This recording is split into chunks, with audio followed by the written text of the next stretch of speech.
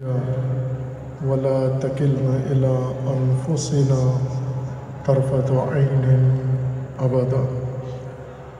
خداوند تبارک و تعالیٰ کی بارگاہ میں، رب ذوالجلال کی بارگاہ میں شکر گزار ہیں آج اس عظیم توفیق پر اور لطف و عنایت پر جو آپ تمام مومنین کے شامل حال ہوا، اور جامعہ عروۃ الوثقیٰ، طلاب عروۃ الوثقیٰ، اساتید اور انتظامیہ اور اسی طرح دیگر عزیزان جنہوں نے اس باشکوہ عزاداری اور اربعین کے انعقاد میں حصہ لیا۔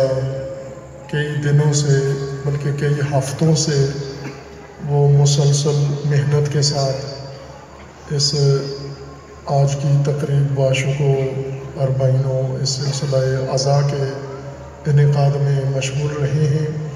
اللہ تعالیٰ ان سب کو جزائے خیر عطا فرمائے، اجر عظیم عطا فرمائے، اور خداوند تبارک و تعالیٰ انشاءاللہ ان کی اس توفیق میں اضافہ فرمائے، اور اسی طرح اس ملک میں فروغ عزائے حسین کے لیے انشاءاللہ وہ اپنی توفیقات استعمال کرتے رہیں انشاءاللہ۔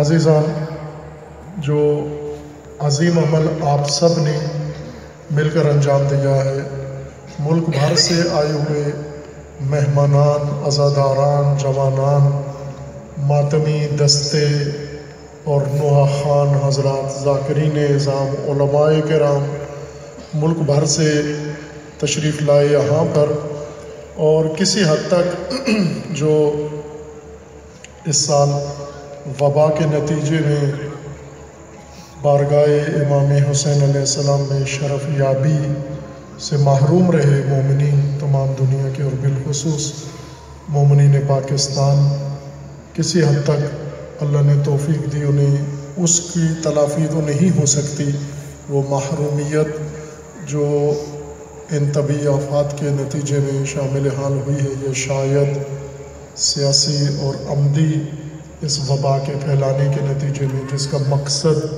یہی تھا کہ حج بھی معطل ہو جائے، محدود ہو جائے، اور اربعین بھی محدود ہو جائے، معطل ہو جائے، اور اسی طرح مساجد کے اندر تالے لگ جائیں اور دینی ادارے سارے معطل ہو جائیں، جو عمل 7-8 ماہ تک مسلسل پوری دنیا میں انجام پاتا رہا ہے۔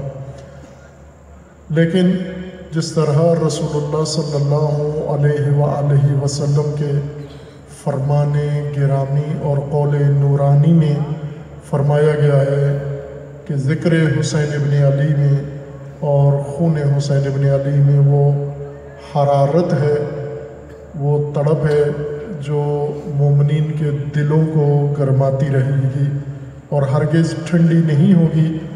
حوادث زمانہ اور فتن اس حرارت کو ہرگز ٹھنڈا ہونے نہیں دیں گے، جس کا آج ثبوت تمام پاکستان سے آئے ہوئے عزاداران نے ثابت کیا ہے، اور ہم اللہ تعالیٰ کی اس توفیق پر بارگاہ خدا میں شکر گزار ہیں۔ جن عزیزوں نے یہ محنت کی ہے، کوشش کی ہے، آپ دیکھ رہے ہیں یہ خوبصورت ماحول بنایا ہے اور ملک بھر میں رابطے کیے ہیں، ان ماتمی دستوں کو دعوت دی ہے، بعضوں کے پاس ان کے عزاخانوں میں یا ان کے گھروں میں گئے ہیں اور انہیں عزت و احترام کے ساتھ اس سلسلہ عزا میں دعوت کی شرکت کی دعوت دی ہے، اور انہوں نے اجابت کی، بزرگواری فرمائی اور سب تشریف لائے۔ ہماری توقع سے زیادہ اگرچہ ہم نے اندازوں کے مطابق وسیع انتظام کیا ہوا تھا، یہ توقع تھی کہ مومنین کرام ملک بھر سے انشاءاللہ کثیر تعداد میں شرکت فرمائیں گے، لیکن ہماری توقع سے زیادہ شرکت تھی، اور اس اعتبار سے میں یہ کہہ سکتا ہوں کہ یقیناً ہمارے انتظامات کم پڑ گئے ہوں گے۔ ممکن ہے اس وجہ سے انتظامات میں کمی کی وجہ سے اور مومنین کی تعداد میں توقع سے زیادہ شرکت کی وجہ سے ممکن ہے کوئی انتظامی طور پر مہمانوں کو، عزاداروں کو کسی کمی کا احساس ہوا ہو، کوئی مشکل کا انہیں سامنا کرنا پڑا ہو، جس کی بابت ہم تمام عزاداران سے اور تمام مہمانان سے معذرت خواہ ہیں۔ خصوصاً صبح سے میں مشاہدہ کر رہا ہوں کہ ایک تو یہاں گرمی کی شدت تھی اور حدت، اکتوبر میں اتنی گرمی پاکستان میں اور لاہور میں یہ بھی غیر متوقع تھی۔ یہاں پر ہم نے سائے کا انتظام کیا، پہلے یہاں پر ٹینٹ لگائے پھر اتار لیے، چونکہ وہ سایہ مزاحم تھا اس وجہ سے کہ وہ ٹینٹ کا جو اپنا ڈوریاں اور بانس اور ڈنڈے اور کلے ہوتے ہیں وہ اتنی کثرت سے گراؤنڈ کے اندر انہوں نے لگا دیے کہ لوگوں کی جگہ ہی نہیں رہی کہ لوگ اٹھیں گے کہاں، بیٹھیں گے کہاں، آئیں گے، اور مقصد ہی حاصل نہیں ہو رہا تھا۔ اور پھر جو اوقات تھے دھوپ کے، ان اوقات میں وہ کوئی زیادہ مفید ثابت نہیں ہو رہا تھا، اور یہ خود ایک توفیق بن گئی ہمارے لیے کہ ہم جن مصائب پر روتے ہیں، اہل بیت علیہ السلام کے اوپر جو مصائب ڈھائے گئے ہیں، ان میں سے صرف ایک چھوٹی سی ہم نے دھوپ چکھی ہے۔ آج سنتے تو ہیں مصائب میں، علماء بھی ذکر کرتے ہیں، ذاکرین بھی، نوح خان بھی، انہی مصائب پر ہم ماتم کرتے ہیں، روتے ہیں، سینہ کوبی کرتے ہیں، عزا کرتے ہیں، آنسو بہاتے ہیں۔ لیکن زندگی میں کبھی ہم خدا کی راہ میں تھوڑی سی مصیبت چکھ بھی لیں اور یہ تپش کم از کم چکھ لیں کہ کربلا کے جس غم میں، مصیبت میں روتے ہیں، اس کی ایک چھوٹی سی جھلک اس حرارت میں تھی، اور آپ نے مقاومت کی، استقامت کی۔ تمام مومنین نے، سب جو تشریف لائے ہوئے تھے اور موجود تھے صبح سے، اور خصوصاً طلاب عزیز نے اپنے اس سلسلہ اعزاء کو جو بانی بھی تھے، انہوں نے بھی استقامت دکھائی اور دن بھر کی حرارت، شدت، تمازت کو تحمل کیا، برداشت کیا۔ اللہ تعالیٰ ان سب کو اجر عظیم عطا فرمائے انشاءاللہ، اور خداوند تعالیٰ ان سب کو انصار حسین علیہ السلام میں شمار فرمائے انشاءاللہ۔ عزیزان، جو سلسلہ اعزاء آپ نے قائم کیا ہے، یہ موجودہ حالات کے تناظر میں بھی اس کا ایک بڑا گہرا معنی بنتا ہے، اور وہ یہ ہے کہ پاکستان میں باقاعدہ منصوبے کے ساتھ، ایک سیاست کے ساتھ، شیطنت کے طور پر اور اندرونی اور بیرونی منافقت کے طور پر یزیدیت کے نعرے لگائے جا رہے ہیں، یزیدی سیاست اور بنو امیہ کی سیاست کے نعرے لگائے جا رہے ہیں، یعنی پاکستان کے مسلمانوں کے اوپر یزیدیت کا نظام مسلط کرنے کے لیے گویا یہ ایک نبض کا انہوں نے چیک کرنے کی کوشش کی کہ پاکستانیوں کے اندر آیا کوئی حساسیت موجود ہے یا نہیں۔ جس طرح اسرائیل کے ساتھ، یزید وقت کے ساتھ عرب ملکوں نے بے غیرتی دکھاتے ہوئے بیعت کر لی، اس کے پاؤں پہ جھک گئے اور اس کے سامنے تسلیم ہو گئے، اور یہ ذلت اپنے لیے اور اپنی نسلوں کے لیے انہوں نے قبول کر لی ہے۔ یہ انہیں عرصے سے اندازہ ہو چکا تھا کہ عربوں کے اندر غیرت مر چکی ہے، احساس امت دب چکا ہے، مٹ چکا ہے۔ ایک ایک کر کے یہ معائنہ ساری امتوں کا کیا جانا ہے، اور پاکستان کی امت کو بھی، ملت پاکستان کو بار بار اس آزمائش میں گزارا جاتا ہے۔ ان کی دینی غیرت، ان کی قومی غیرت، ان کی مذہبی غیرت کو بار بار چیک کیا جاتا ہے کہ مختلف ان کے کارندے، ان کا بنایا ہوا میڈیا اور ان کے MI6 کے بنائے ہوئے جو طبقات ہیں، CIA کے پاکستان کے اندر بنائے ہوئے طبقات، یا جیسے ہندوستانی ایجنسی کے اہلکار نے کہا کہ 5 کروڑ روپیہ پاکستان کے مفتیوں کے لیے کافی ہے، یہ پورے پاکستان کو آگ لگا دیں گے۔ ہندوستان کا اہلکار بھی یہی کہتا ہے، اور CIA کا اہلکار، یہ موجود ہے نیٹ پر، آپ نے یقیناً دیکھا ہوگا سوشل میڈیا پہ یہ دونوں انٹرویو موجود ہیں۔ CIA کا سابقہ ڈائریکٹر وہ یہ کہہ رہا ہے کہ امریکہ جہاں جہاں مشکلات کا شکار ہے، مشرق وسطیٰ میں، اسلامی ممالک میں یا غیر اسلامی ممالک میں، وہاں سے اس کے نکلنے محفوظ راستے کا صرف ایک طریقہ ہے کہ اس خطے کے اندر شیعہ سنی اختلاف ڈال دے، تفرقہ ڈال دے، فتنہ ڈال دے، اور امریکہ محفوظ طریقے سے وہاں سے نکل آئے گا اور اپنی مشکلات حل کر لے گا۔ اور یہ کام آپ دیکھ رہے ہیں کہ اس نے شروع کیا ہے۔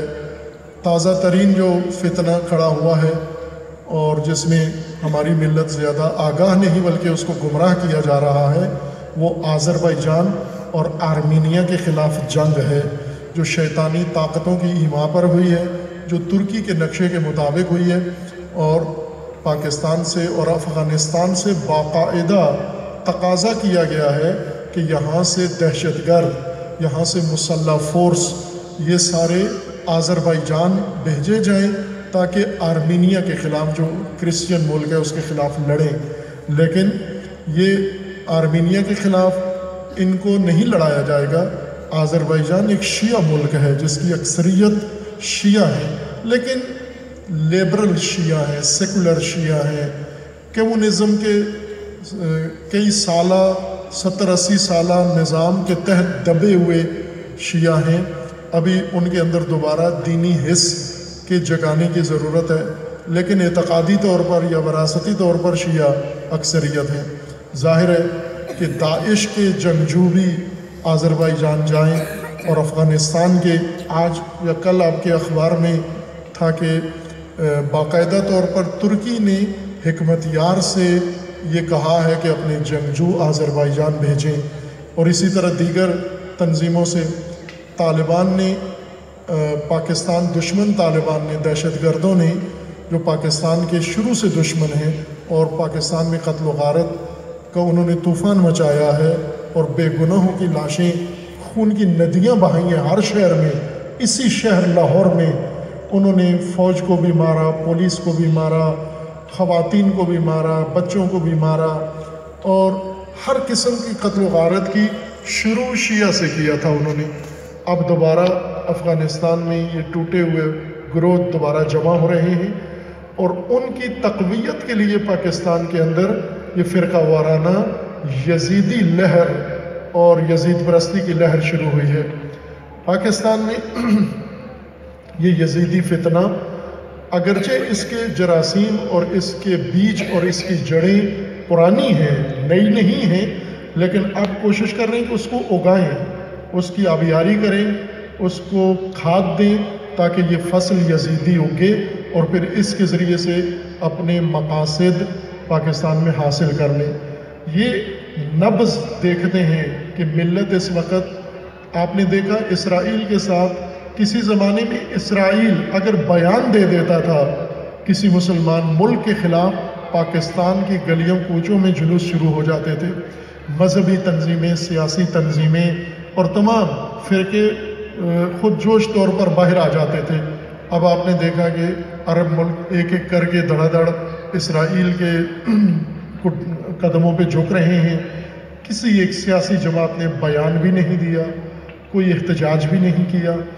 یہ انہیں اندازہ ہو گیا ہے کہ کچھ عرصہ پہلے تک جو غیرت ان لوگوں کے اندر تھی، وہ ابھی کافی میڈیا کی زحمت سے، محنت سے، اور سیاستدانوں اور سیاسی جماعتوں کی وجہ سے اور غیر ملکی ایجنسیوں کے عمل کے نتیجے میں اور بعض داخلی اندرونی منافقوں کی مدد سے یہ غیرت مسلمانوں کے اندر بھی کم ہو گئی ہے۔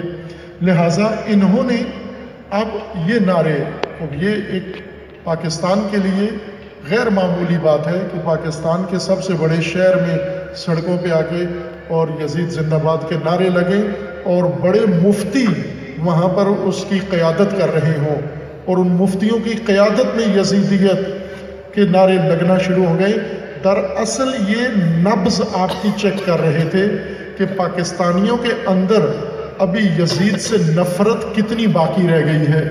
اس کرونا کے بعد یا اس سیاست کے بعد اور اس تمام صورتحال کے بعد جو میڈیا نے تھوپی ہوئی ہے اور مسلط کی ہوئی ہے لوگوں کے اوپر، اس کے بعد پاکستانیوں میں کتنی غیرت رہ گئی ہے۔ آیا یہ یزید کو، چونکہ انہوں نے اسرائیل کو تو برداشت کر لیا، انہوں نے ہر دوسری چیز جو ان پر ٹھونسی گئی انہوں نے قبول کر لی، اب وقت آ گیا ہے کہ ہم یزید کو ان کے سامنے پیش کریں اور شاید یہ ٹاک شوز میں اور مذاکرات میں اس کو بھی ہضم کر جائیں اور گزار جائیں، جیسا کہ کوشش کی گئی۔ لیکن عزیزان، عزاداری، امام حسین علیہ السلام کی عزاداری کا ہم مقصد و معنی سمجھیں۔ ہم عزاداری تاجروں کے ہاتھ میں چلی گئی ہے اور عزاداری سے تجارت شروع ہو گئی ہے، لیکن عزاداری پاکیزہ سنت ہے حضرت زینب سلام اللہ تعالی علیہا کی، حضرت امام سید ساجدین علیہ السلام کی، اور آپ کی اولاد سے جو بعد میں آنے والے ائمہ اطہار اور خصوصاً امام وقت و امام عصر حضرت حجت اجل اللہ تعالی فرج و شریف، ان کی عنایت و حکم و فرمان ہے ذکر حسین ابن علی۔ عزیزان، ذکر حسین ابن علی یا عزائے حسین ابن علی، عزائے شہدائے کربلا، یہ فقط ایک جذباتی احساساتی ایک عمل نہیں ہے۔ جس طرح سے ہر غم کے اوپر انسان کے اندر احساسات غم کے پیدا ہوتے ہیں، یہ عزاداری در حقیقت جس طرح قیام تھا سید الشہداء کا، جو اس قیام کی نوعیت تھی، جو اس کا مقصد تھا، جو اس کی حقیقت تھی، عزاداری کی بھی وہی حقیقت ہے۔ امام حسین علیہ السلام کا قیام کس کے لیے تھا؟ امام نے خود فرما دیا کہ امام کا قیام امت کی اصلاح کے لیے تھا، اور سب سے بڑا منکر اور سب سے بڑا فساد جو امت کے اندر جنم لے چکا تھا اس کو ختم کرنا تھا، اور وہ فاسد ظالم حکومت تھی یزید کی اور بنو امیہ کی۔ امام حسین علیہ السلام نے حکومت کا انکار کیا، نہ صرف انکار کیا اور انکار کر کے پھر اپنی نجی زندگی کی طرف توجہ کر لی، بلکہ مزاحمت کی اس حکومت کے مقابلے میں، یزید کے مقابلے میں، یزیدیت کے مقابلے میں، طاغوتیت کے مقابلے میں مزاحمت شروع کی، مزاحمت اور مقاومت کی ایسے عالم میں کہ جب آپ کا ساتھ دینے کے لیے امت میں سے کوئی بھی تیار نہیں تھا، نہ اپنے تیار تھے اور نہ پرائے اور دوسرے مخالفین تیار تھے۔ امام علیہ السلام نے حکومت وقت یزید کے خلاف، اس فاسد ظالم جابر اور غیر الہی حکومت کے خلاف، اس طاغوت کے خلاف، فاسد ترین حکومت کے خلاف قیام کیا، لیکن نمازی نمازوں میں لگے رہے، حاجی حج میں لگے رہے، اور باقی نیک لوگ نیکیوں میں لگے رہے، علماء علم میں مشغول رہے، فقہاء فقہ میں مشغول رہے، مبلغین تبلیغ میں مشغول رہے، اور زہاد زہد میں غرق رہے، اور مرتاض ریاضتوں میں لگے رہے، اور انہیں یزید کے فساد کا سرے سے احساس ہی نہیں ہوا۔ اس لیے امام حسین علیہ السلام نے ان کے اندر یہ احساس بیدار کرنے کے لیے یزید کے خلاف قیام کیا، ان کو دعوت دی، لیکن دعوت کا ان پر اثر نہیں ہوا، اس دعوت کو انہوں نے انسنا کر دیا، اور امام حتیٰ کوفہ والوں نے جو امام کو خط لکھ کر دعوت دی، وہ بھی خوفزدہ ہو کر، اور وہ بھی ان آفات کی وجہ سے اور عادات کی وجہ سے جس میں قوم کوفہ مبتلا تھی، اس وجہ سے وہ بھی دشمن کے اعلی کار بن گئے، امام کو دعوت دینے والے امام کے قتل کے لیے تیار ہو گئے، عبید اللہ کی فوج میں آ گئے۔ کربلا میں امام حسین علیہ السلام نے نام لے لے کر ایک ایک کا، اور اسے کہا کہ تیرے خط تو ابھی بھی میرے پاس موجود ہیں۔ امام علیہ السلام وہ خط اپنے ہمراہ لے کر گئے اور ان کو نام لے کر پکارا، اور چھپتے پھرتے تھے، جب کسی کا نام لیتے تو وہ چھپ جاتا تھا، دوسرے کے پیچھے ہو جاتا تھا کہ سامنا نہیں کر سکتا تھا، امام کی نگاہوں میں نگاہ ہی نہیں ڈال سکتا تھا۔ اس طرح کے مجرم لوگ تھے، اور امام علیہ السلام نے قیام کیا۔ عزیزان، ہر قدم پر امام علیہ السلام کے لیے جان بچانے کا راستہ موجود تھا، امام مجبور نہیں تھے، امام کسی جگہ بھی، اور امام کے مشاورین نے، بہت بزرگ اکابرین نے، صحابہ نے اور صحابہ کی اولاد نے اور بنو ہاشم نے اور امام کے بھائیوں نے اور امام کے رشتہ داروں نے ایک ایک کر کے امام کو جان بچانے کے راستے بتائے.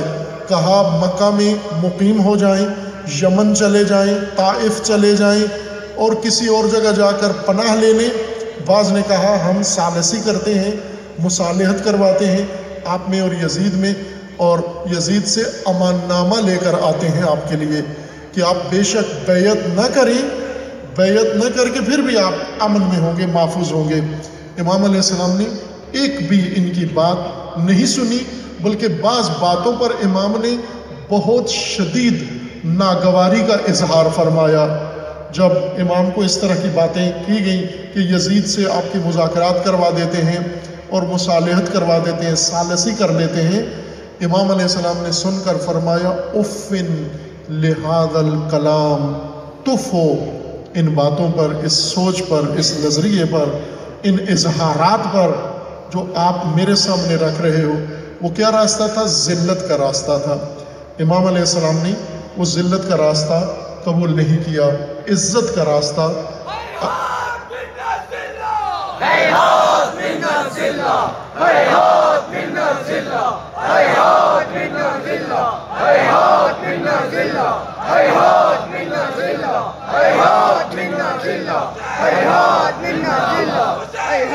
زندہ باد، مرد آباد، مرد آباد، مرد آباد، مرد آباد. آپ توجہ رکھیں، امام حسین علیہ السلام نے حجاز، خطہ حجاز جو 3 بڑے شہروں پر مشتمل ہے، مکہ، مدینہ اور طائف، اور ان تینوں کے درمیان جتنا علاقہ ہے اس کو حجاز کہا جاتا ہے. حجاز کے مقیم جتنے لوگ تھے یہ امام علیہ السلام کے ساتھ مذہبی اختلاف رکھتے تھے. امام تھے، منصب امامت پہ فائز تھے اور سلسلہ امامت سے اور رسول اللہ کے جانشین تھے، وصی تھے. نص کے مطابق، روایت کے مطابق، دلیل کے مطابق امام حسین علیہ السلام اپنے بھائی کے جانشین تھے اور امام حسن علیہ السلام امام علی علیہ السلام کے جانشین تھے اور امام علی علیہ السلام رسول اللہ کے جانشین تھے. لیکن حجاز میں رہنے والی اکثریت، مکہ، مدینہ اور طائف اور ان کے ارد گرد رہنے والے قبائل اور جو بدو تھے یا خانہ بدوش، وہ سارے امامت کے مسلک کے قائل نہیں تھے. یہ خلافت کے نظریے کے ماننے والے تھے. حجاز کے اندر اکثریت یہ تھی. اب توجہ فرمائیں، یعنی دوسرے لفظوں میں اہل سنت، اہل سنت جو خلفاء کے پیروکار ہیں، خلفاء کو رسول اللہ کا جانشین مانتے ہیں، امامت کا احترام کرتے تھے، اہل بیت کا احترام کرتے تھے، اہل بیت کے تقدس کے قائل تھے، لیکن امامت کے قائل نہیں تھے. یہی بنیادی فرق ہے شیعہ اور سنی میں. امام علیہ السلام نے یزیدیت کے خلاف قیام کے لیے یوں نہیں کہ فقط شیعوں کو کہا کہ آپ یزید کے خلاف قیام کرو، بلکہ امام علیہ السلام کی دعوت کا رخ زیادہ تر، چونکہ اکثریت میں اہل سنت تھے اس وقت بھی، حجاز میں اور دیگر شہروں میں اہل سنت کی اکثریت تھی. چونکہ امامت کو موقع ہی نہیں ملا، لہذا اکثر مسلمان نظریہ خلافت کے پیروکار تھے. یعنی آج آپ کی زبان میں اہل سنت تھے. اہل سنت کو امام علیہ السلام نے دعوت دی یزید کے خلاف قیام کی، لیکن یہ ان مذہبی اختلافات کی وجہ سے امام علیہ السلام کے ساتھ شامل نہیں ہوئے. اس نقطے کو غور سے سننا ہے. کوفہ کے شیعوں کو، بصرہ کے شیعوں کو بھی دعوت دی اور حجاز کے سنیوں کو بھی دعوت دی، اور پھر تمام مملکت کے اندر باقی شہروں میں جو محرم کی مجالس میں امام علیہ السلام کے جو قیام کا سفر نامہ ہے، خطبات امام کی تفسیر میں چند سالوں سے پیش ہو رہا ہے، اس کی طرف آپ رجوع کر سکتے ہیں کہ قدم قدم پر امام علیہ السلام کیا کرتے رہے اور کیا فرماتے رہے. اس دعوت میں اور ان خطوط میں شیعہ کو بھی دعوت تھی اور سنی کو بھی دعوت تھی، لیکن عملی طور پر کربلا میں کوفہ سے چند افراد آئے، چند شیعہ آئے، اور اسی طرح چند سنی وہ بھی امام کے ساتھ آئے. اور آج یہ جو 40 منعقد ہوا آج جامعہ میں، اس میں آپ نے دیکھا دینی اقلیتوں کے رہنما بھی آئے، پیشوا بھی آئے، اور اس میں خصوصاً جو مسیحی تھے رہبر اب آئے ہوئے تھے، اور انہوں نے بڑی خوبصورت، سبھی نے بڑی خوبصورت گفتگو کی. انہوں نے حوالہ دیا، البتہ نام نہیں لیا. آپ جانتے ہیں کہ مسیحی کون کون تھے امام علیہ السلام کے ساتھ، سنی کتنے تھے امام حسین علیہ السلام کے لشکر میں، اور شیعہ کتنے تھے. یہ الگ الگ عادت بنا لیں اپنی. گول مول باتیں دین میں ہیں ہی نہیں. قرآن مبین ہے، مبین یعنی واضح، دو ٹوک. گول مول بات سیاست میں ہوتی ہے، دین میں نہیں ہوتی. جب بات گول ہو جائے پھر دین سے بھی نکل جاتی ہے. بات کا جب گیند بن جائے، فٹ بال بن جائے، پھر اسی کک مار کے ایک دوسرے کو پاس دیتے رہتے ہیں. وہ کھیل کے لیے تو ہوتی ہے گول چیز، عمل کے لیے نہیں ہوتی. عمل کے لیے صراط مستقیم ہوتا ہے، صراط مبین ہوتا ہے، صراط واضح ہوتا ہے. اس لیے اللہ نے بھی دین کھول کے بیان کیا، رسول اللہ نے بھی دین کھول کے بیان کیا، ائمہ اہل بیت نے بھی دین کھول کے بیان کیا. یہ گول بعد میں ہوا. بعد میں جب دین شناس آئے، جب حدیثیں اٹھائیں تو گول کرنا شروع کر دیا، اور گول کر کے پھر اس کے پاس دے کے دین کا کھیل بنا دیا. دین کے اندر بڑی واضح مطالب ہے، کہیں بھی سیاست کی طرح، ڈپلومیسی کی طرح گول مول باتیں نہیں ہوتی. جیسا آج فرقہ واریت کے لیے کانفرنس ہوتی ہے، کوئی واضح بات نہیں کرتے، گول مول باتیں، کلیات بیان کر کے، اور ایک ہی بات کو مختلف لہجوں میں جملے بنا کر، ایک جملے کے 20 جملے بنا کر 20 نکاتی فارمولہ بنا دیتے ہیں. ایک ہی جملہ ہے، اس کے اندر اسی کو گھما گھما کے یہ رائے حل بتا رہے ہیں. خوب یہ ڈپلومیسی میں ہوتا ہے، سیاست میں ہوتا ہے.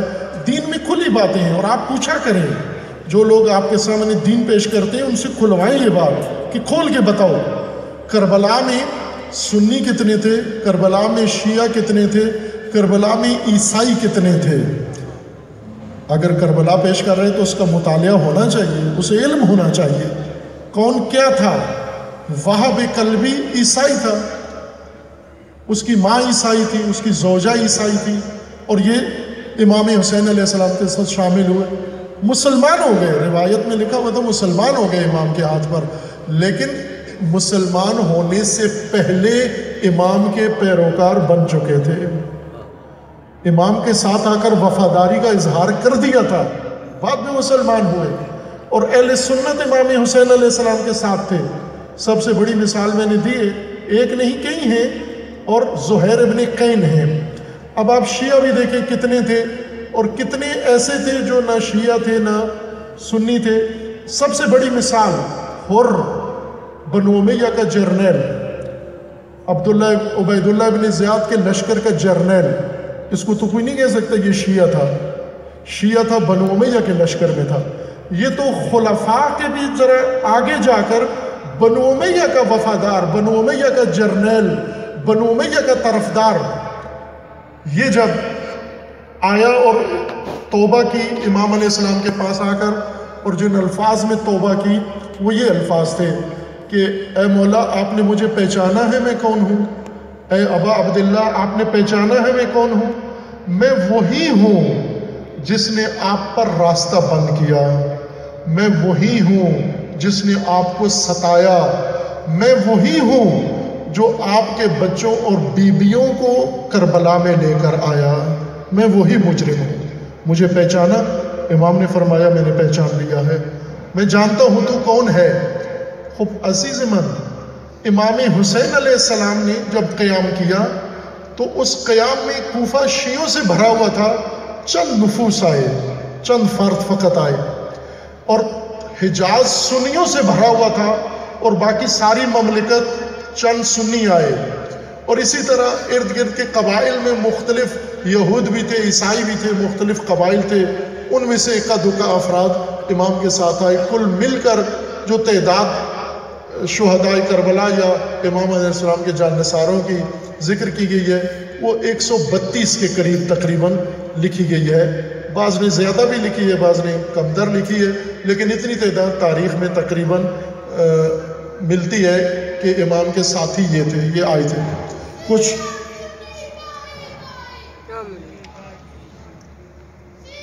ابھی نہیں ابھی ذرا جوش کنٹرول میں رکھیں۔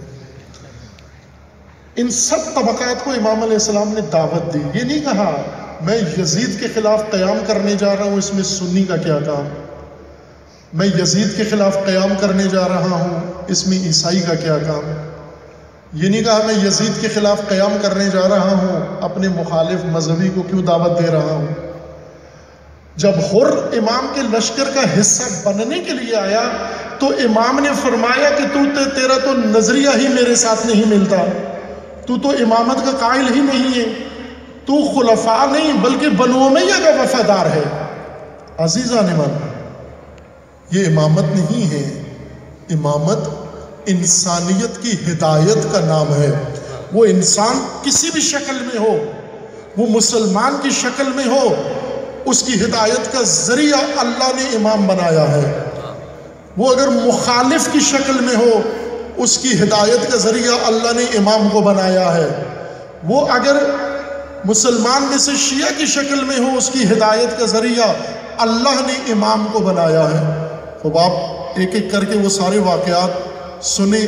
فرزدق شاعر انشاءاللہ انہی مجالس میں توفیق ہوئی اللہ تعالیٰ کی تو وہ آگے بات آئے گی، فرزدق تک پہنچے گی۔ یہ کون شخص تھا جس کو امام علیہ السلام پوچھ رہے ہیں کوفہ کے حالات، لیکن یہ امام کا ہمدرد بھی ہے، امام کا خیرخواہ بھی ہے، اور امام کو ٹھیک بات بھی اس نے بتا دی، اندر کی بات، سچی بات اس نے بتا دی کوفہ کے حالات، لیکن امام کے ساتھ شامل نہیں ہوتا یہ شخص۔ خوب یہ ایک ایک کردار آپ دیکھیں کہ امام علیہ السلام نے کسی کا مذہب نہیں پوچھا، تیرا مذہب کیا ہے تاکہ تو میرے لشکر میں آ، اور امام کے لشکر میں سارے وہ نہیں تھے جو امامت کے معتقد تھے۔ عزیزان، امام علیہ السلام نے جب یزیدیت کے خلاف قیام کیا، دعوت عموم سب کو دی، اور بہت قلیل آئے، انگشت شمار ہر طبقے سے آئے، شیعہ انگشت شمار، سنی انگشت شمار، اور عیسائی انتہائی قلیل تعداد میں امام کے ساتھ آ کر شامل ہوئے۔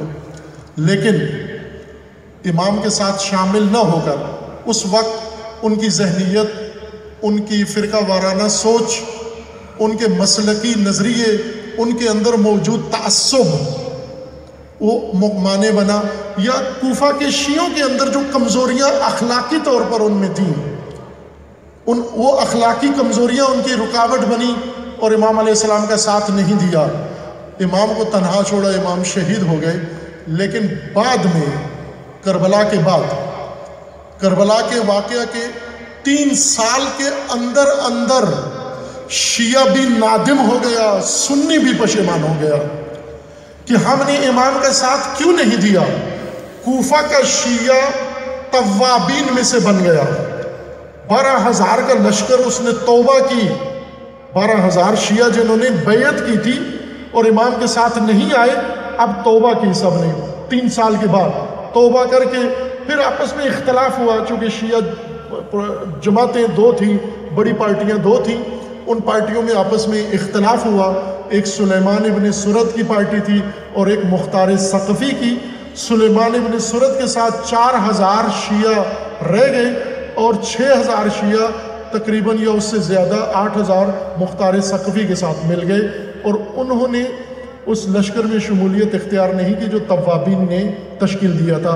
ابتدائی طور پر توبہ کرنے والے، پشیمان ہونے والے، یزیدیت کے خلاف قیام نہ کرنے والے نادم ہوئے، اور اب 12,000 کا لشکر بنا کر یزیدیت کے خلاف قیام کے لیے تیار ہو گئے۔ اور پھر اس سے پہلے کوفہ کے اندر، مدینہ کے اندر، حجاز کے اندر، مکہ کے اندر یہی سنی جو اس وقت امام حسین علیہ السلام کے ساتھ دینے کے لیے تیار نہیں ہوئے، بعد میں اسی یزید کے خلاف قیام کیا، بغاوت کی، یزید کے گورنر کو مدینے سے نکال دیا،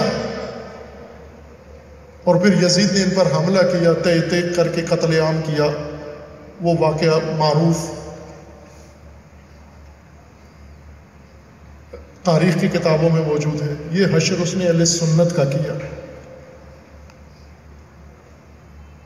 امام حسین علیہ السلام کے قیام کے بعد ان کو احساس ہوا کہ ہمیں اس میں شامل ہونا چاہیے تھا۔ دیر سے احساس ہوا، اور دیر سے احساس ہو کر 4000 شیعوں نے توبہ کر کے قیام کیا، سارے کے سارے مارے گئے۔ مکہ اور مدینہ کے تمام سنیوں نے قیام کیا اور اکثریت مارے گئے۔ ان کے ساتھ تو بہت ہی برا سلوک کیا یزید نے اور حجاج ابن یوسف نے اور حسین ابن نمیر نے ان کے ساتھ بہت برا سلوک کیا، قابل توصیف نہیں ہے، یہاں بیان نہیں کر سکتا میں اس نے کیا کیا اہل مدینہ کے ساتھ۔ لیکن انہیں معلوم ہو گیا کہ غلطی تھی، ہماری خطا تھی۔ جب امام حسین نے ندا دی تو ہمیں شامل ہو جانا چاہیے تھا۔ اگر امام حسین علیہ السلام کے ساتھ مل جاتے تو آج شیعہ بھی محفوظ ہوتا، سنی بھی محفوظ ہوتا۔ امام نے تقسیم کر کے دعوت نہیں دی، سب کو دعوت دی۔ مخالف ہے یا امامت کا قائل ہے، مانی دونوں نے نہیں، غلطی دونوں نے کی اور پشیمان دونوں ہوئے، اور اس غلطی کا خمیازہ دونوں نے بھگتا۔ یہ وہ تاریخ ہے، واضح اور کھلی اور شفاف۔ اس وقت بنو امیہ نے مسلمانوں کی یہ حالت کر دی تھی کہ وہ فیصلہ نہیں کر پائے کہ امام علیہ السلام کا ساتھ دیں یزید کے مقابلے میں، لیکن بعد میں شہادت امام کے بعد یہ احساس ان کے اندر پیدا ہو گیا۔ عزیزان، عزاداری قیام امام حسین کا تسلسل ہے۔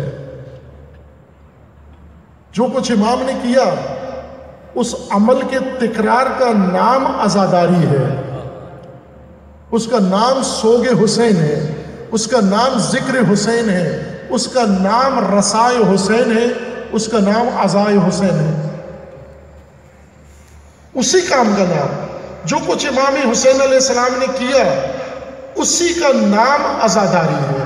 جو کچھ امام نے کیا اس کا نام عزاداری ہے، اور جو کچھ امام کی شہادت کے بعد امام سید ساجدین نے کیا اور ثانی زہرا نے کیا اسی کا نام عزاداری ہے، اسی کا نام عزاداری ہے۔ کیا کیا انہوں نے؟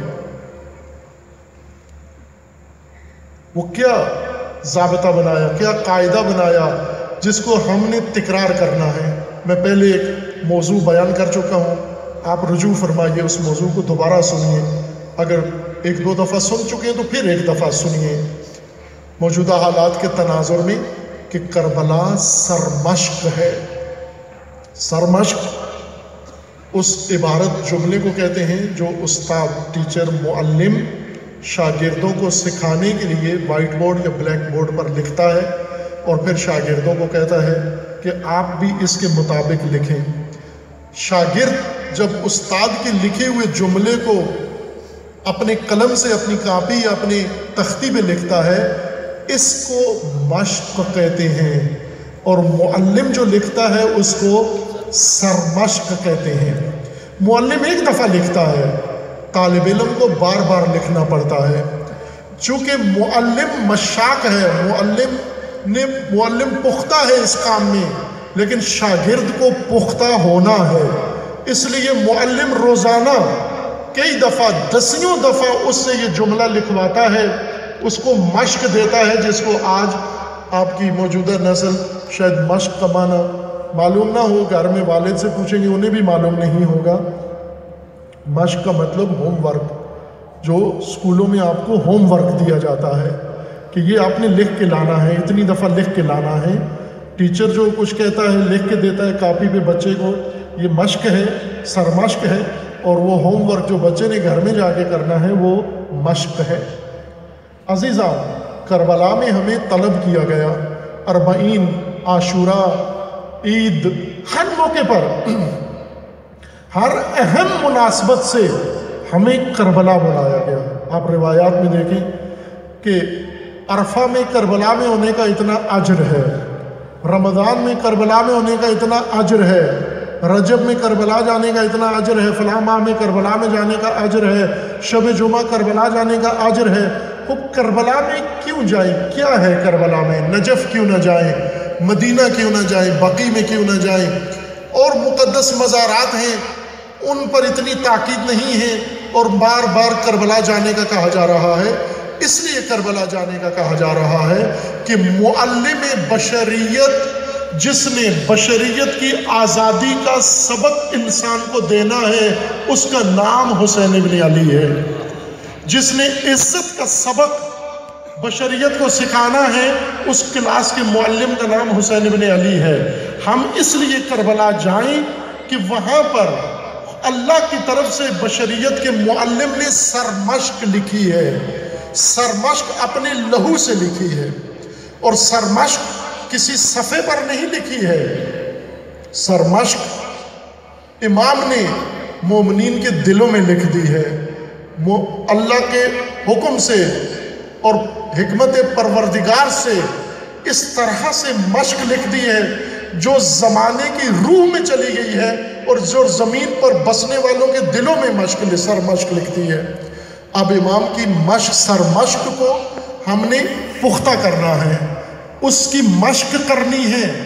امام کی سرمشق کی مشق کا نام عزاداری ہے۔ وہی سرمشق جو امام نے کی اس کا نام عزاداری ہے۔ اگر وہی کیا آپ نے، وہی کہا آپ نے، وہی کیا اور وہی کہا، اسی کا نام عزا ہے۔ اور آپ شاگرد مکتب کربلا ہیں، آپ پیروکار امام حسین علیہ السلام ہیں، اس کو عزاداری کہتے ہیں۔ اور جو یہ شاگردی حسین کی اپنا لے، وہی کرے جو اس کے مولا نے کیا، اور وہی کہے جو اس کے مولا نے کہا، اس کو عزادار کہتے ہیں۔ یہ عزاداری ہے۔ یہ عزا دنیا کو بتانی ہے، سکھانی ہے۔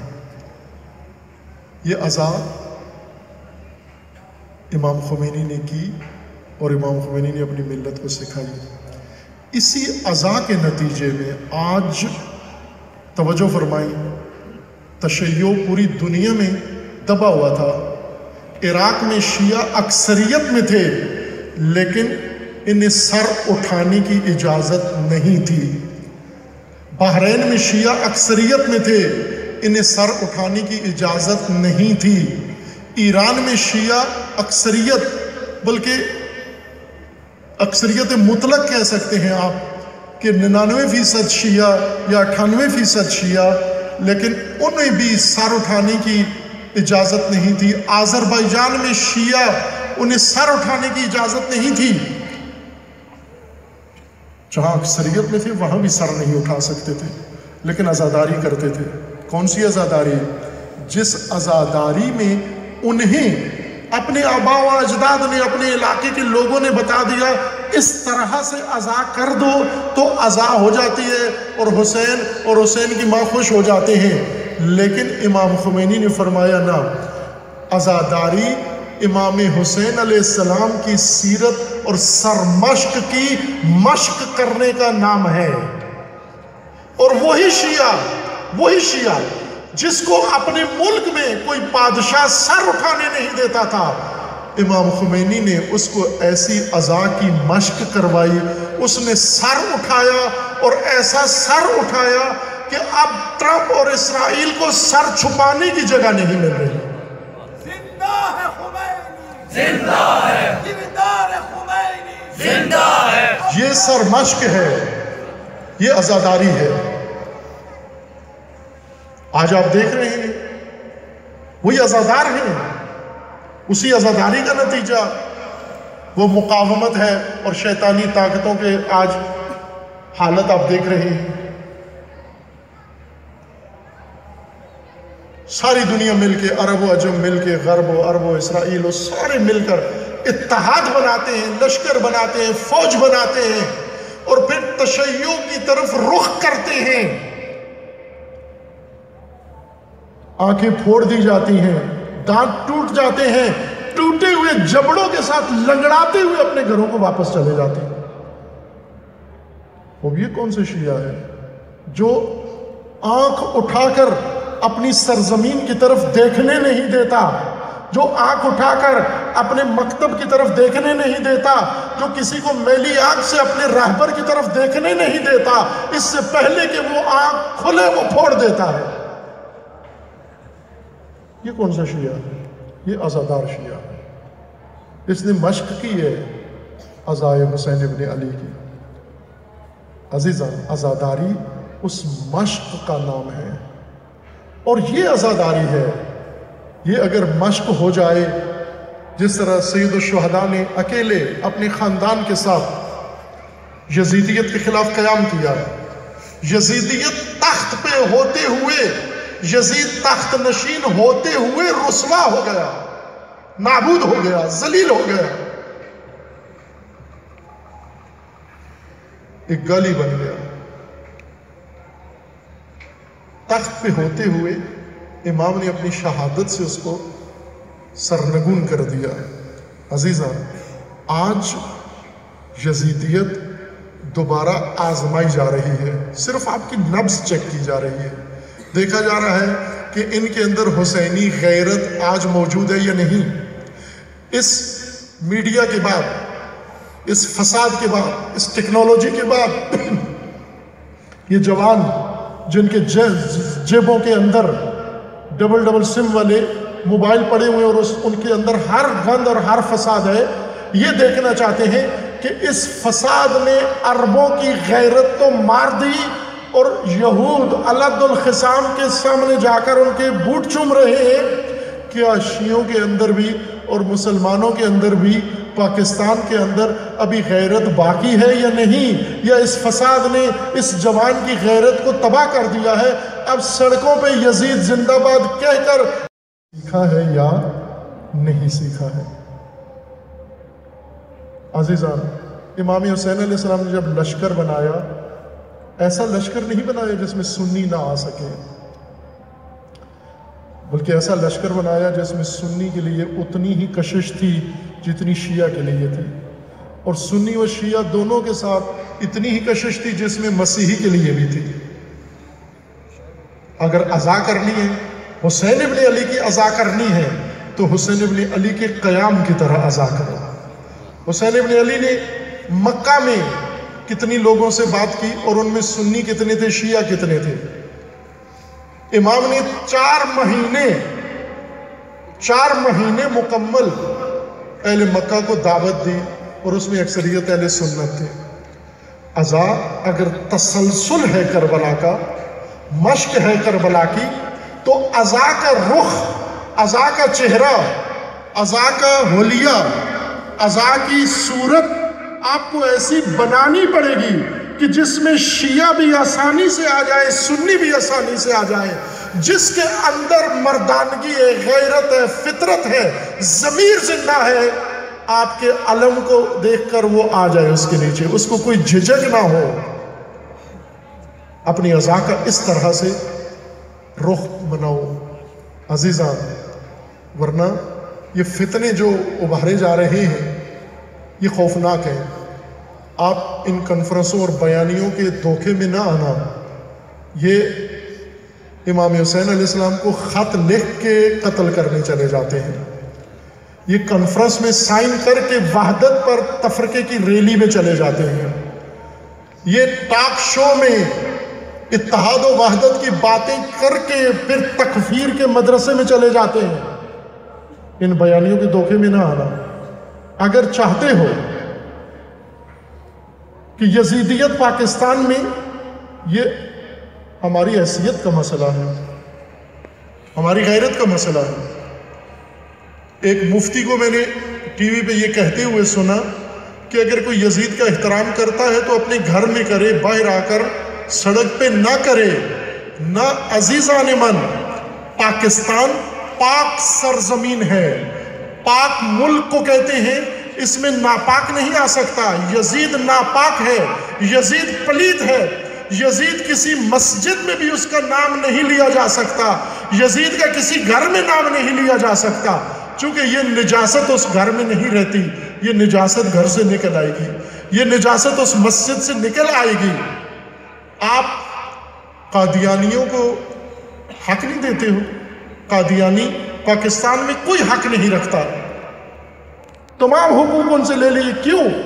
कि ख़त्म नबूवत के मुनकर हैं, रसूलुल्लाह की नबूवत को मानते हैं, ख़ातमियत को नहीं मानते। जो ख़ातमियत नबी को ना मानी उसको आप जीने का हक नहीं देते, और जो आकर औलाद नबी को सरेआम कत्ल कर दे, दीन नबी का इनकार कर दे, नबी की ख़ातमियत का भी इनकार कर दे, नबी की नबूवत का भी इनकार कर दे, तौहीद खुदा का भी इनकार कर दे, कुरान और वही का भी इनकार कर दे, उसका नाम घर में लेने की इजाज़त देते।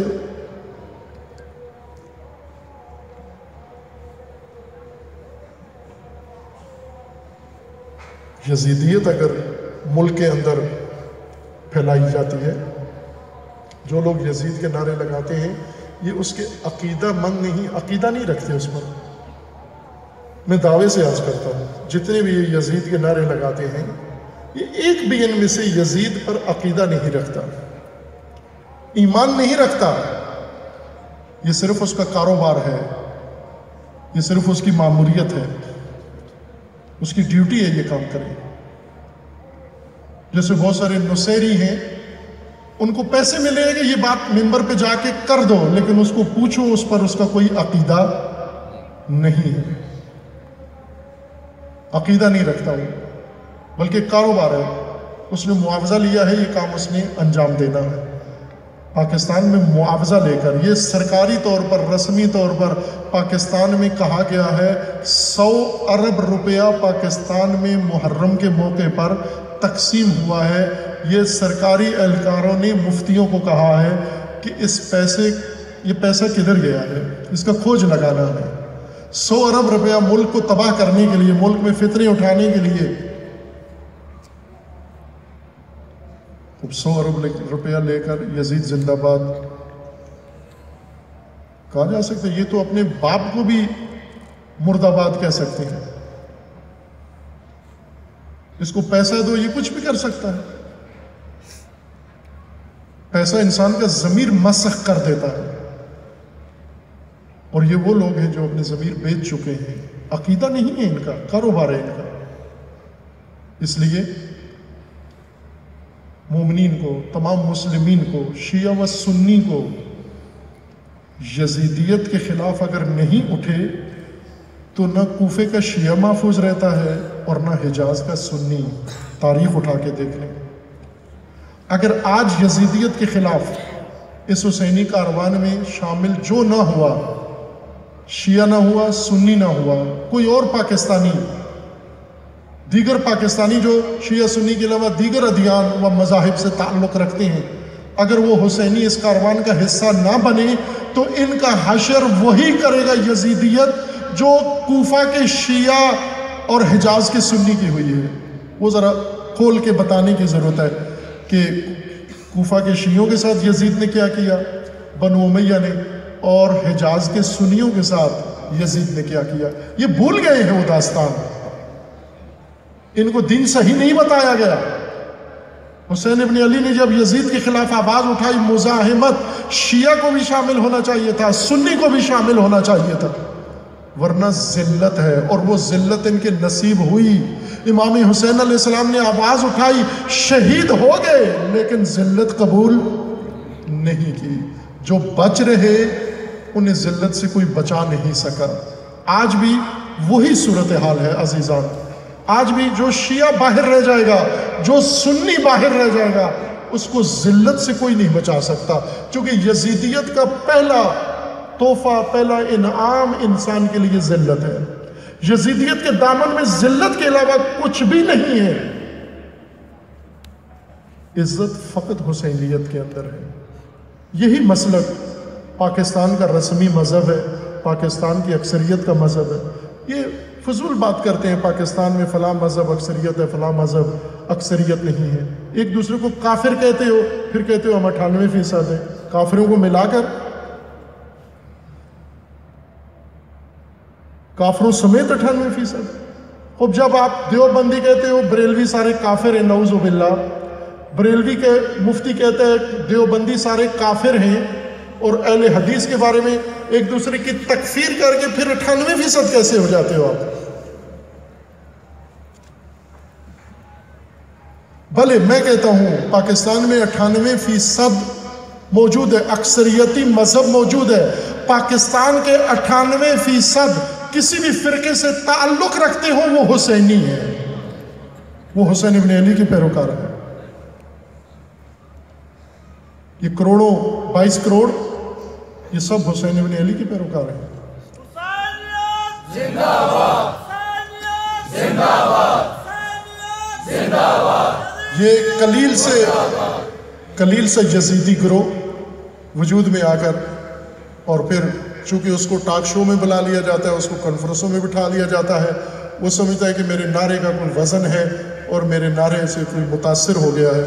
ممکن ہے حکومت کی پالیسی اور سیاست ہو یزیدیت کو باقاعدہ پروموٹ کرنے کے لیے، یہ ایک طریقہ ہو کہ حسینیوں کے مقابلے میں لا کر ان سے بھی رائے لی جائے، لیکن حقیقتاً عزیزان یہ حسینی راستہ، پاکستان کی فوج ساری حسینی ہے، پاکستان کی پولیس ساری حسینی ہے، پاکستان کے مومن مسلمان سارے حسینی ہیں، پاکستان کے تاجر سارے حسینی ہیں، پاکستان کے کسان سارے حسینی ہیں، پاکستان کے انڈسٹریل سارے حسینی ہیں، پاکستان کے مزدور سارے حسینی ہیں۔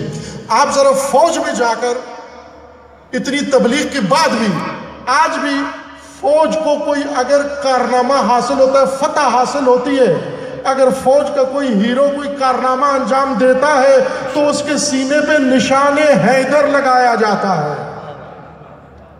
اب یہ یزیدی تو نہیں کرتے یہ کام، نشان حیدر حسینیوں کا ہے، حسینیوں کا نشان ہے۔ آپ آج بھی دیکھیں پنجتن پاک کا ذکر کس قدر برملا اور عظیم ہوتا ہے حسینیوں کے محفلوں کے اندر، سنیوں کی محفلوں کے اندر۔ عزاداروں کی یہ فریضہ ہے، عزاداری کا وہ رخ نہ بنائیں کہ جس میں کوئی حر ندامت کے بعد نہ آ سکے، اس کو جھجک محسوس ہو رہی ہو۔ عزیزان، بنو امیہ نے اپنے لشکر بنائے ہوئے ہیں، لیکن ان لشکروں میں ایسے لوگ ہیں جو فریب خوردہ ہیں، جو دھوکے میں آ گئے ہیں، اور جو دھوکے میں آ گئے ہیں ان کے لیے آپ حسین ابن علی کی طرح آخری روز عاشور تک در کھلے رکھو، عزاداری کا راستہ سب پر کھلا رکھو۔ ممکن ہے کسی وقت کوئی حر پشیمان ہو کر آ جائے، اسے یہ نہ کہنا کہ تو کہاں سے آ گیا، تو آ نہیں سکتا۔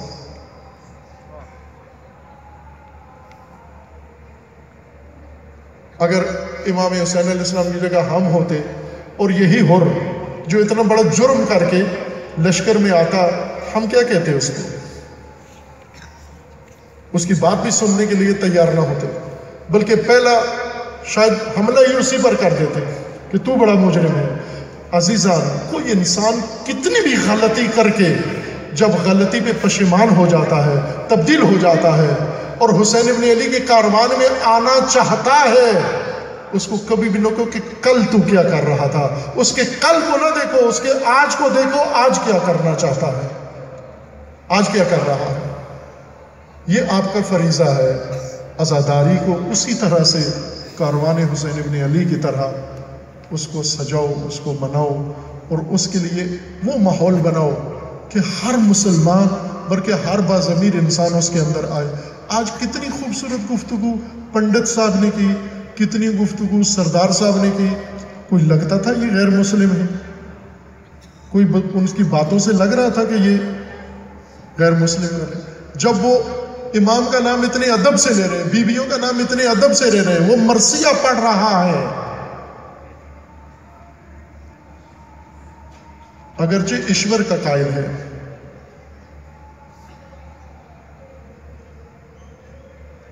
ایشور کو ہری اوم کہہ رہا ہے، لیکن ساتھ یہ بھی کہہ رہا ہے کہ خدا کا سب سے بڑا ہدیہ کائنات میں حسین ابن علی ہے۔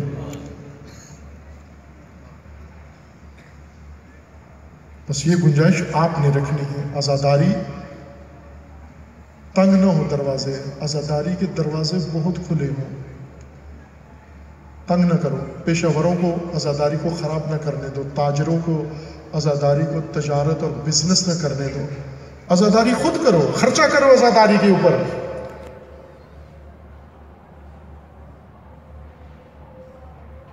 اپنی زندگیوں سے واجبات سے نکال کر عزاداری حسین ابن علی برپا کرو. عزاداری حسین پاکیزہ ہوگی، آپ کی زندگی پاکیزہ ہو جائے گی، آپ کی نسلیں پاک ہو جائیں گی. یہ قدم جو اٹھایا گیا ہے یہ اسی جہت کا ہے. ہر چند جامعہ میں جب سے جامعہ کا تاسیس ہوئی ہے اسی وقت سے عزا کا سلسلہ الحمدللہ بہت ہی خوبصورت باشکوہ طریقے سے مومنین کی بھی شرکت ہوتی ہے. ایام فاطمیہ میں عزا ہوتی ہے، ہر مناسبت پہ، ہر شہادت پہ عزا ہوتی ہے، عشرے میں عزا ہوتی ہے، 40 پہ عزا ہوتی ہے، ہوتی رہی تھی. لیکن ضرورت سمجھی کہ اس طرح سے عزا ہو کہ تمام پاکستان کے عزادار و تمام پاکستان کے نواخان اور توفیقات والے لوگ اس کے اندر حصہ بنے. اور سال میں ایک دفعہ یہ کافی نہیں، انشاءاللہ یہ تکرار ہو اور ہر شہر میں تکرار ہو. جس طرح آج ملک بھر سے سارے عزادار، نواخان اور ماتمی دستے ہمارے پاس آئے ہیں، کل انشاءاللہ ان کے شہروں کے اندر ایسی ہی باشکوہ عزاداری ہو اور ہم سب کے سب ان کے پاس جا کر یہی مراسم وہاں پر انجام دیں انشاءاللہ جا کر. یہ کام ہونے والا ہے. آپ عزم کریں، عہد کریں اور انشاءاللہ خدا آپ کو توفیق دے گا اور اس طرح آپ اپنی مملکت کو یزیدیت کی نجاست اور پلیدی سے پاک کر کے پاکستان کو پاکستان بنا دیں گے انشاءاللہ. ورنہ وہ پاکستان نہیں رہے گا جس میں یزید جیسی نجاست موجود ہو، یزید کی نسل موجود ہو اور یزیدیت موجود ہو. وہ پاکستان پاک نہیں ہے، پاکستان نہیں کہلایا جا سکتا. پاک ہوگا تو پاکستان ہوگا. یزید نجاست ہے، اس سرزمین کے لیے موضوع نہیں ہے اور یزیدیت کا مقابلہ کوئی اور نہیں کر سکتا سوائے حسینیت کے، حسین ابن علی کے. حسینیت اسی مشق کا نام، سرمشق کا نام ہے اور عزاداری اس حسینیت کی مشق ہے. آپ تمام عزیزوں کا پھر شکریہ ادا کرتے ہیں. علماء کرام تشریف لائے ہیں، دن بھر دھوپ کی تمازت میں بیٹھے رہے ہیں. اسی طرح عزادار دستے، سنگتیں، نواخان اور دیگر مہمانان جو ملک کے مختلف حصوں سے، شہروں سے زحمت کر کے تشریف لائے ہیں، ان سب کے شکر گزار ہیں. اگر انتظامات میں کمی کی وجہ سے یا کسی اور رویے کی وجہ سے، جیسے ایک میں نے دیکھا یہاں وقت قلیل تھا، چونکہ دستے بہت زیادہ تھے اور ہر ایک کو 5 منٹ یا 5 منٹ سے بھی کم وقت دیا جا رہا تھا. یہ ٹھیک نہیں تھا، یہ مناسب نہیں تھا. چونکہ بڑی عقیدت جذبے سے وہ آتے ہیں، نوحہ پڑھتے ہیں، تو کم از کم ایک نوحہ بھرپور پڑھنے کی ان کے اجازت ہونی چاہیے.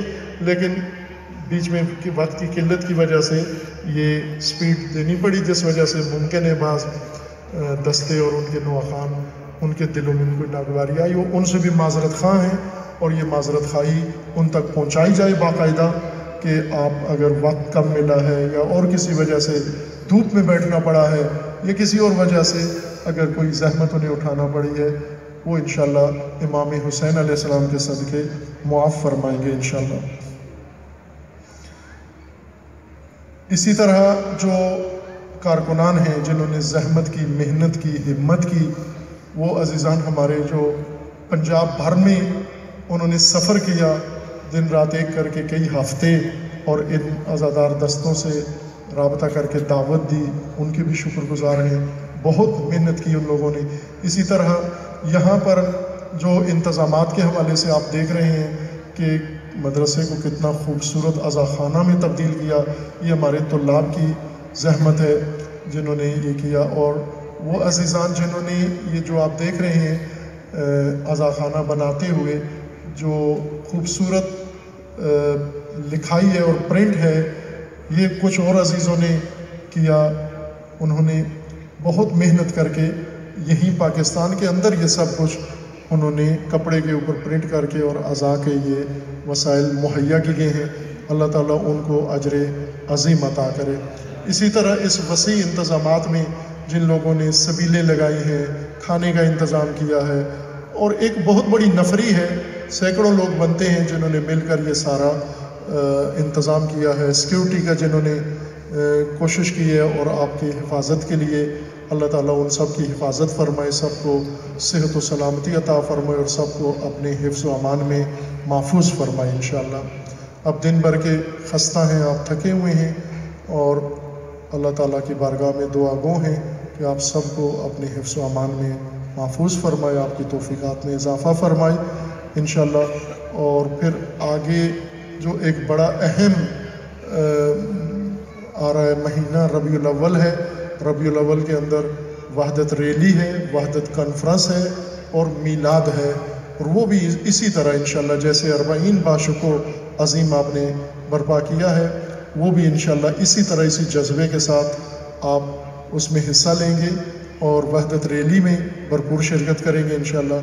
یہیں لاہور میں جامعہ سے نکلے گی 12 ربیع الاول کو، 14 ربیع الاول 1 نومبر کو وحدت کانفرنس ہے، ملک بھر سے اکابرین مذاہب و مسالک اور مشائخ اس کے اندر شرکت کریں گے انشاءاللہ۔ اور پھر 16 ربیع الاول یا 17 ربیع الاول کو تاریخ بتا دی جائے گی، اس میں میلاد ہوگی انشاءاللہ، اور اس میلاد میں بھی شیعہ سنی نعت خوان اور منقبت خوان انشاءاللہ شریک ہوں گے اور آپ کے جذبوں کو جلا بخشیں گے انشاءاللہ۔ اب آخر میں چونکہ مجلس ہے اور مجلس کا اختتام زیارت سے ہوتا ہے، زیارت کے لیے قیام فرمائے، سارے زیارت پڑھتے ہیں۔ صلوات پڑھیے محمد و آل محمد۔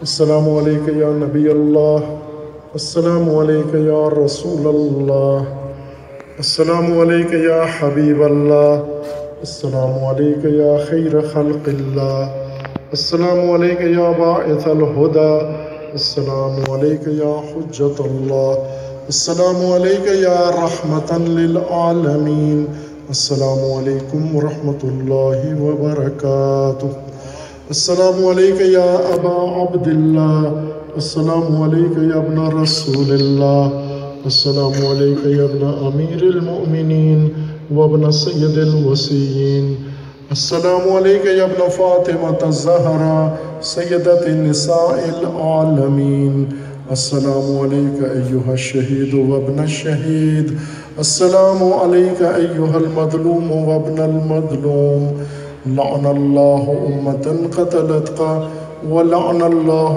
امتا ظلمتک ولعن اللہ امتا سمعت بذلک فرضیت بہ، یا مولائی یا ابا عبداللہ، السلام علیکم ورحمۃ اللہ وبرکاتہ، السلام علیکہ یا غریب الغرباء، السلام علیکہ یا معین الضعفاء والفقراء، السلام علیکہ یا مغیث الشیعۃ والزوار فی یوم الجزاء، السلام علیکہ یا انیس النفوس ایہا المدفون بارض طوس، السلام علیکہ یا علی ابن موسیٰ الرضا الراضی بالقدر والقضاء ورحمۃ اللہ وبرکاتہ، السلام علیکہ یا صاحب العصر والزمان، الامان الامان من فتن الزمان، السلام علیکہ یا خلیفۃ الرحمن، السلام علیکہ یا شریک القرآن،